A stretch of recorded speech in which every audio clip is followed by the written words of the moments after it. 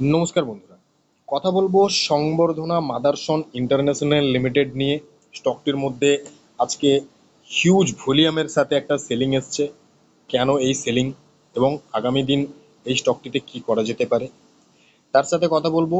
JSW energy, এই স্টকটির chart একবার আমরা দেখে নেব, আমাদেরকে নতুন কোনো সুযোগ দিচ্ছে কিনা বা আগামী দিন এখান থেকে আমরা কোনো প্রফিট জেনারেট করতে পারবো কিনা। তার আগে যারা চ্যানেলটি প্রথমবার ভিজিট করছেন অবশ্যই চ্যানেলটি সাবস্ক্রাইব করে বেল আইকন প্রেস করে দেবেন এবং অবশ্যই একটা লাইক করে দেবেন। সংবর্ধনা মাদারসন ইন্টারন্যাশনাল লিমিটেডে আজকে একটা ভালো রকমের সেলিং প্রেসার দেখা গেছে। এর কারণ হতে পারে প্রোমোটার তার 6%-এর কাছাকাছি স্টেক সেল করছে বা করেছে, এই কারণে কিন্তু এই পতন হতে পারে। এইটা একটা কারণ হতে পারে, কারণ এখানে ভলিউমও খুব বড় রয়েছে। এরপর এই পতনের পর এই মুহূর্তে কি করা যেতে পারে, এই মুহূর্তে আমাদের কাছে দুটো রাস্তা রয়েছে। এক, যদি আগামী দিন স্টকটি ওপরের দিকে যেতে শুরু করে তাহলে আমাদের যে পুরনো অ্যানালাইসিস ছিল, অর্থাৎ 130 টু 135 আমাদের টার্গেট রেখে এই জায়গাতে আমরা এগোতে পারবো। আর যদি এই জায়গাটাকে ব্রেকআউট দিয়ে দেয় তাহলে আরো বড় র্যালি আমরা এখান থেকে পেতে পারি। আর যদি সেটা না হয়, এখানে আমাদের 21 ডের হাই এবং লো রয়েছে।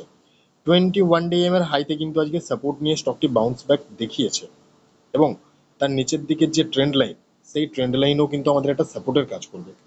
তো 21 ডে এর লো এবং এই যে ট্রেন্ড লাইন, এই দুটোই কিন্তু আমাদের 115 টাকার লাইনের কাছাকাছি রয়েছে। তো এই দুটো লাইনকে যদি ব্রেক ডাউন দিয়ে দেয় তাহলে কিন্তু স্টকটির মধ্যে বিয়ারিশ ভাব আমরা দেখতে পেতে পারি। কাজেই এই জায়গাটা কিন্তু আমাদেরকে খেয়াল রাখতে হবে, অর্থাৎ এই জায়গাটায় কিন্তু আমাদের স্ট্রং এসএল থাকবে। আর ওপরের দিকে যদি যায় তাহলে আমাদের এইটা টার্গেট এবং এটাকে ব্রেক করলে কিন্তু আমরা বড় একটা মুভ পেতে পারি। নেক্সট কথা বলবো জেএসডব্লিউ এনার্জি। জেএসডব্লিউ এনার্জি স্টকটি আমাদেরকে র্যাডারে রাখতে হবে, তার বেশ কয়েকটি কারণ রয়েছে। এখান থেকে আমরা কিন্তু একটা ভালো মুভ পেতে পারি। এখানে দেখুন স্টকটি কন্টিনিউ একটা আপ ট্রেন্ড কন্টিনিউ করছে।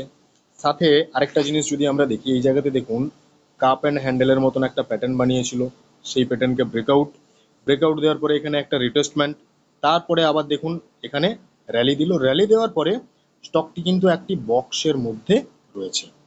এখানে এই বক্সের যে উপরের দিক এবং বক্সের যে নিচের দিক আমরা যদি এটাকে মেজার করি তাহলে আসবে নিচের দিকে 477 এবং ওপরের দিকে 537। এই দুটো লেভেল কিন্তু স্টকটির জন্য খুব ভাইটাল। যদি নিচের দিকে 477-কে ব্রেক করে নিচে চলে আসে তাহলে স্টকটির মধ্যে সেলিং প্রেসার আসতে পারে। আবার যদি 537-কে ব্রেক করে দেয় তাহলে কিন্তু স্টকটির মধ্যে আমরা একটা ভালো মুভ পেতে পারবো। সাথে আরেকটা জিনিস যদি আমরা দেখি, স্টকটির যদি 21 ডে ইএমএটাকে আমরা লাগাই তাহলে এখানে একটা জিনিস খুব ভালোভাবে দেখতে পাচ্ছি, সেটা হচ্ছে স্টকটি কিন্তু 21 ডেকে সাপোর্ট করতে করতে ওপরের দিকে যাচ্ছে। দেখুন এইখানে সাপোর্ট, এইখানে সাপোর্ট, এবং আজকের দিনের যে ক্যান্ডেল, সেই ক্যান্ডেলেও কিন্তু 21 ডে এর যে লো, সেই লোতেই সাপোর্ট নিয়ে কিন্তু আবার উপরে গিয়ে ক্লোজিং দিয়েছে। তো এই জায়গাতে আমাদেরকে মেনলি যেটা খেয়াল রাখতে হবে সেটা হচ্ছে এই বক্স, এই বক্সের ওপরে আমরা ব্রেকআউট দেওয়ার পরেও এন্ট্রি নিতে পারি, অথবা আমরা কিন্তু এই বক্সের মধ্যেই আমরা কোনো একটা জায়গাতে এন্ট্রি নিতে পারি।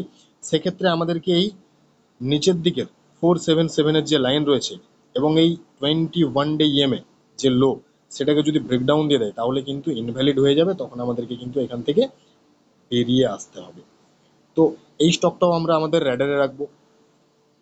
এই ভিডিওটি সম্পূর্ণ এডুকেশনাল পারপাস শেয়ার করা হলো। এখানে শুধুমাত্র আমার যে অ্যানালাইসিস সেটা আমি আপনাদের সাথে শেয়ার করলাম, কোনো বাই সেল বা হোল্ড রেকমেন্ডেশন দেওয়া হচ্ছে না। অবশ্যই নিজের ফিনান্সিয়াল অ্যাডভাইজারের সাথে কথা বলে ডিসিশন নেবেন। ধন্যবাদ।